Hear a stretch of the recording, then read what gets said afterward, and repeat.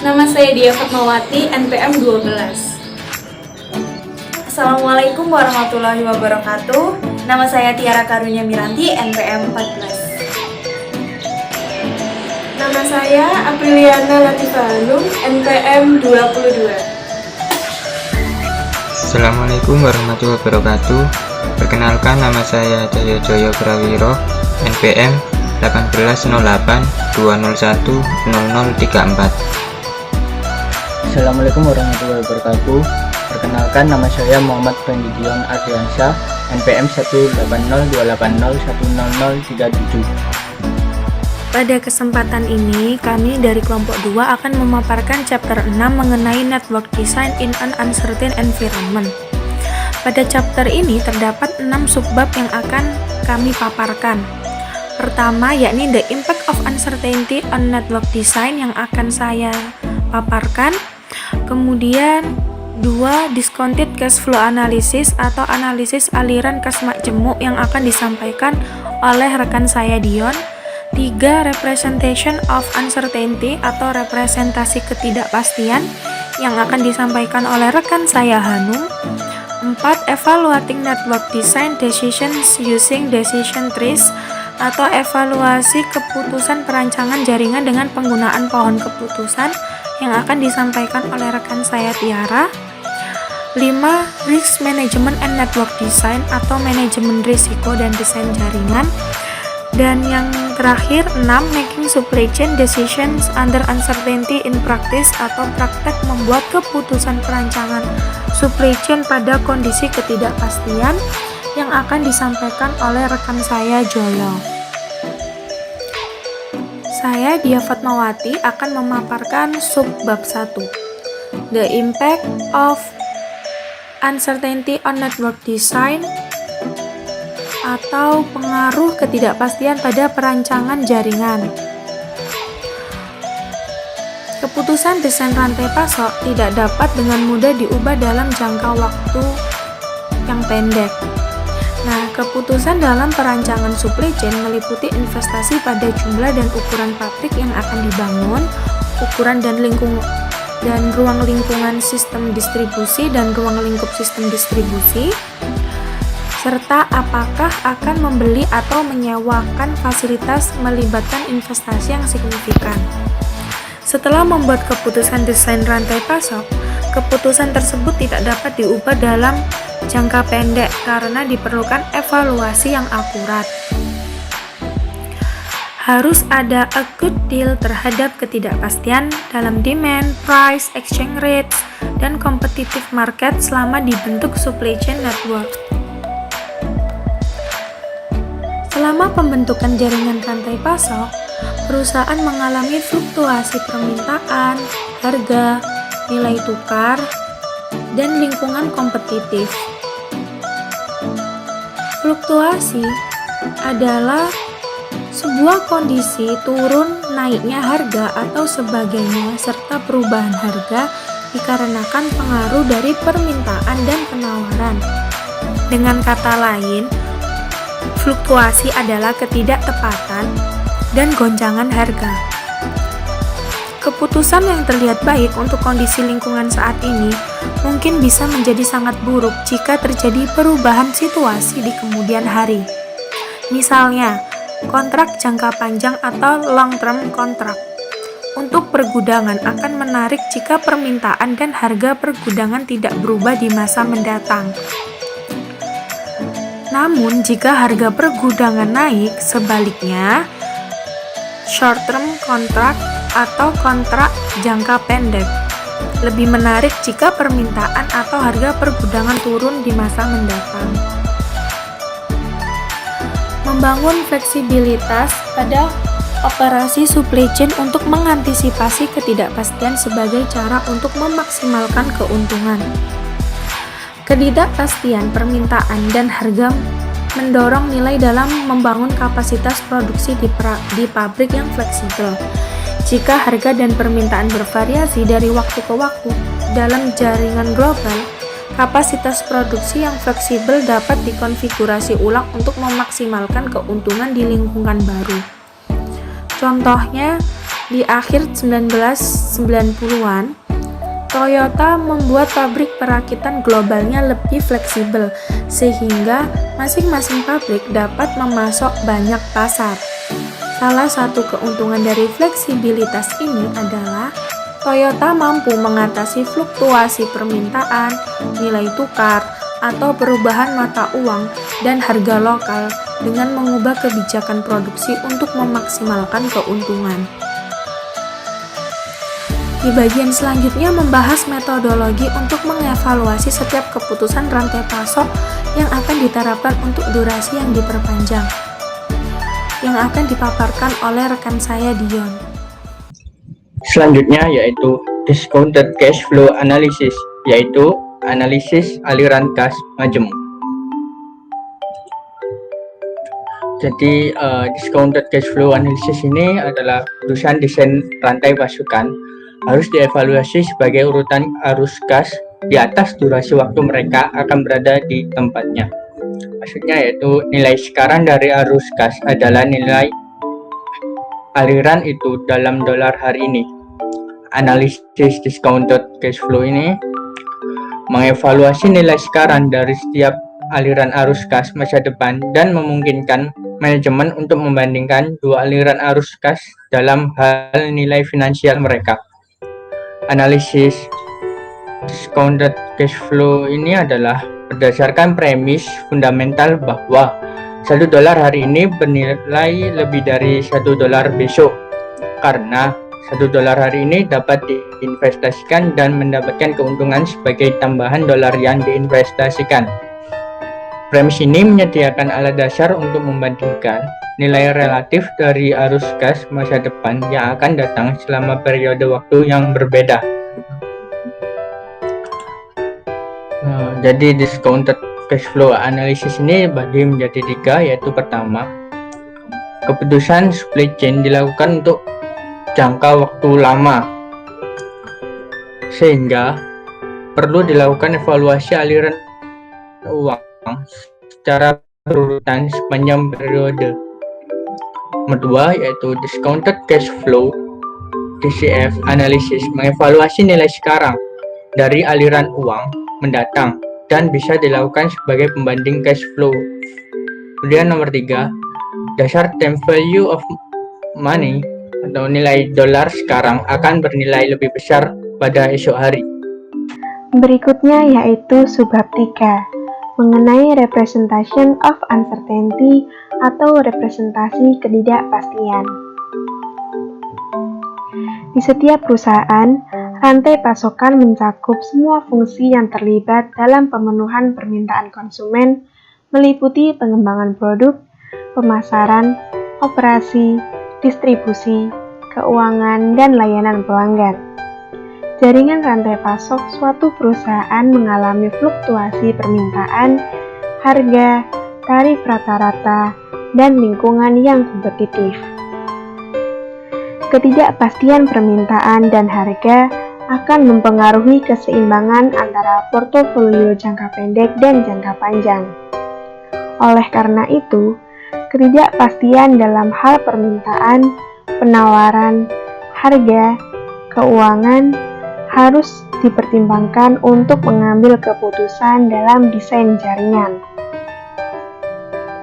Untuk mengevaluasi keputusan desain jaringan atau network design di bawah ketidakpastian, terdapat beberapa metode, antara lain poin A, analisis discounted cash flow, poin B, representasi binomial, poin C, pohon keputusan atau decision tree.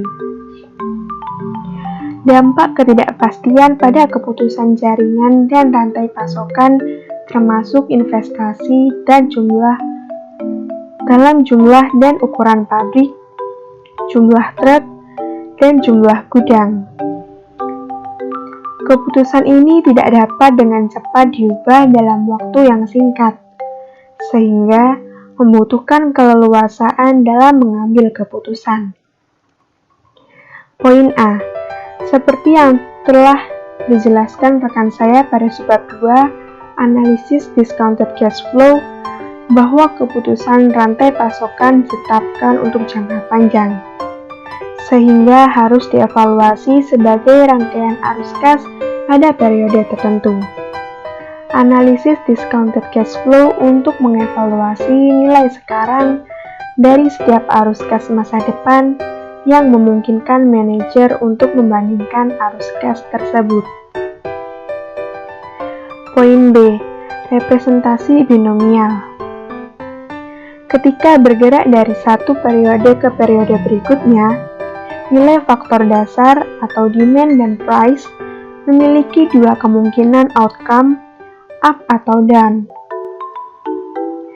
Faktor dasar bergerak naik oleh faktor U lebih besar dari 1 dengan probabilitas P, atau turun oleh faktor D lebih kecil dari 1 dengan probabilitas 1 min P.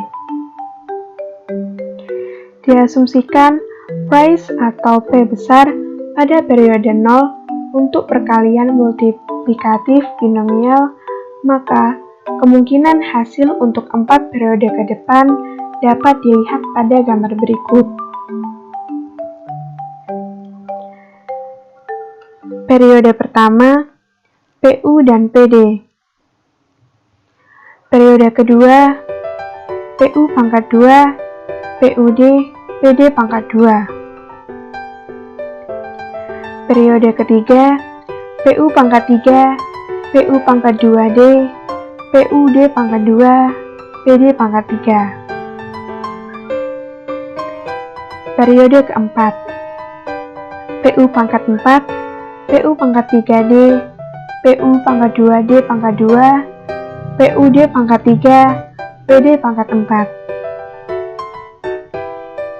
Untuk aditif binomial, step pada masing-masing periode, yaitu pada periode 1, P plus U, dan P min D. Periode 2, P plus 2U, P plus U min D, P min 2D. Periode ketiga, P plus 3U, P plus 2U min D, P plus U min 2D, P min 3D. Dan untuk yang periode keempat, P plus 4U, P plus 3U min D, P plus 2U min 2D, P plus U min 3D, P min 4D. Secara umum, untuk aditif binomial, periode T memiliki kemungkinan hasil P plus TU min dalam kurung T besar min T kecil dikalikan D untuk T sama dengan 0, 1, hingga seterusnya. Yang terakhir yaitu poin C, pohon keputusan atau decision tree. Pohon keputusan atau decision tree adalah alat grafis yang digunakan untuk mengevaluasi keputusan di bawah ketidakpastian.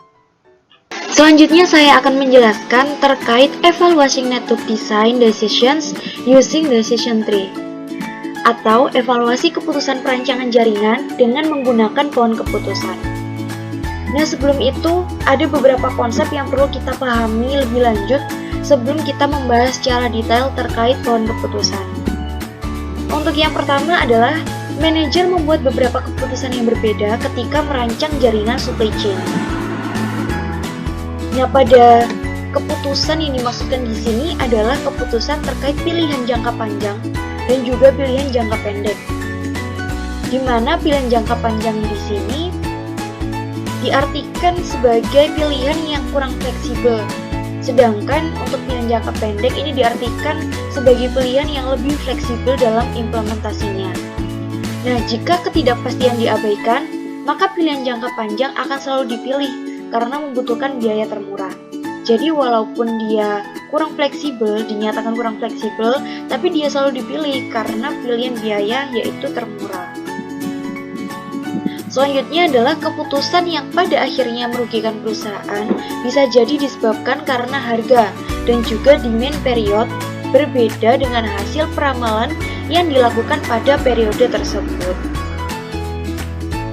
Nah, untuk konsep yang kedua adalah terkait decision tree itu sendiri, yaitu pohon keputusan. Yang mana pohon keputusan di sini adalah grafik yang dapat digunakan untuk mengevaluasi keputusan di bawah kondisi ketidakpastian. Nah, di sini kita menuju ke decision tree. Di sini ada 6 metodologi yang perlu kita jalankan ketika kita akan mengimplementasikan pohon keputusan.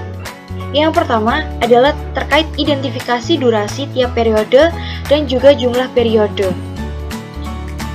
Di sini yang dimaksudkan identifikasi durasi tiap periode adalah durasi bulan atau quarter atau durasi yang lain yang sekiranya berhubungan dengan decision tree. Dan jumlah periode T adalah periode akhir selama pengevaluasian keputusan. Selanjutnya yaitu identifikasi faktor. Nah, faktor di sini bisa berupa demand, bisa berupa price, dan juga nilai pertukaran uang yang sekiranya berfluktuasi selama periode akhir ke depan atau yang sering dinamakan dengan cost structure. Yang ketiga adalah identifikasi representasi ketidakpastian tiap faktor. Hal ini digunakan untuk menentukan distribusi penggunaan model ketidakpastian atau yang dinamakan stochastic dynamic. Yang keempat adalah identifikasi periode tingkat bunga majemuk. Di sini dilakukan untuk masing-masing periode. Jadi identifikasinya dilaksanakan pada masing-masing periode. Nah, setelah itu baru kita nyatakan pohon keputusannya dengan mendefinisikan kondisi atau yang sering dinamakan state pada tiap periode dan juga probabilitas transisi antar state secara berurutan. Terakhir, yaitu kita harus mengidentifikasi keputusan optimal dan aliran kas harapan atau yang dinamakan expected cash flow setiap state.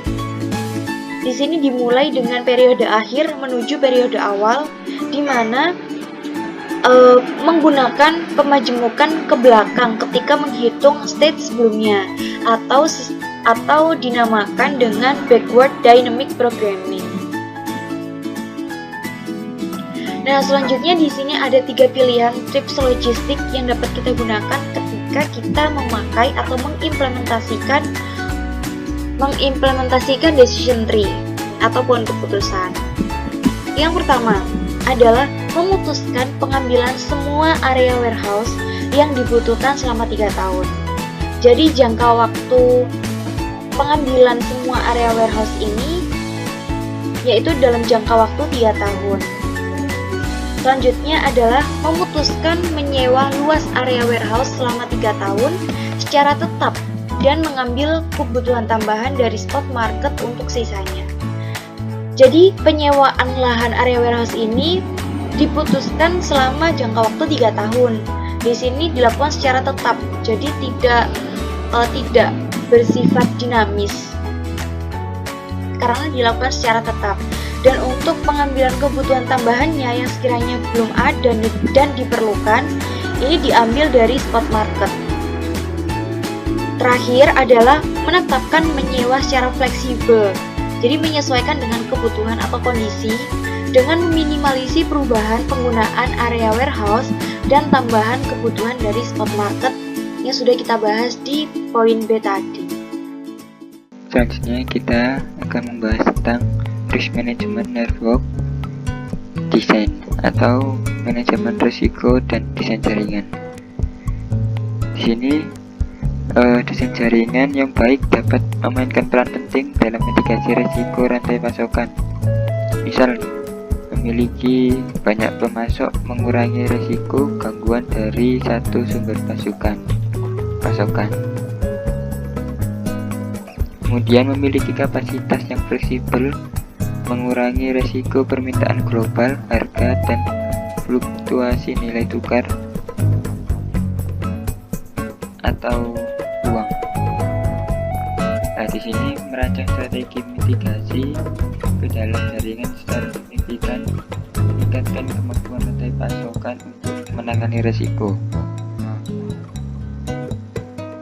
Tapi dalam strategi mitigasi ini memiliki harga dan dapat meningkatkan risiko lainnya, misal meningkatkan inventaris, mengurangi risiko penundaan tetapi meningkatkan risiko keuangan.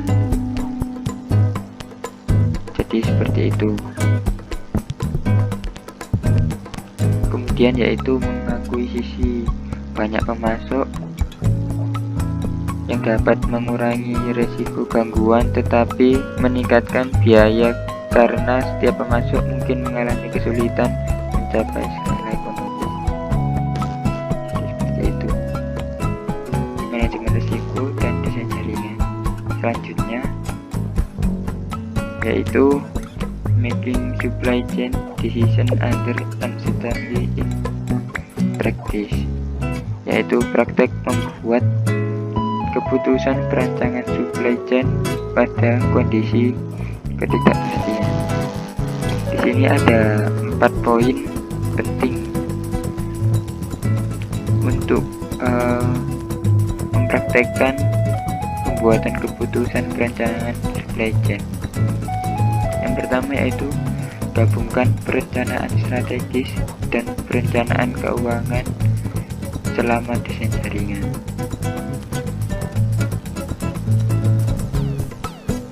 Yaitu perencanaan strategis ini untuk mempersiapkan ketidakpastian masa depan tetapi seringkali tanpa analisis kuantitatif yang ketat. Sedangkan perencanaan keuangan ini melakukan analisis kuantitatif tetapi mengasumsikan masa depan yang dapat diprediksi. Kemudian yang kedua, gunakan beberapa metrik untuk mengevaluasi jaringan rantai pasokan. Karena satu metrik hanya dapat memberikan sebagian dari gambar rantai pasokan, jadi bermanfaat sekali untuk memeriksa keputusan desain jaringan menggunakan beberapa metrik seperti keuntungan perusahaan, keuntungan rantai pasokan, tingkat pelayanan pelanggan, dan waktu respon. Kemudian yang ketiga yaitu gunakan analisis keuangan sebagai masukan untuk pengambilan keputusan, bukan sebagai proses pengambilan keputusan.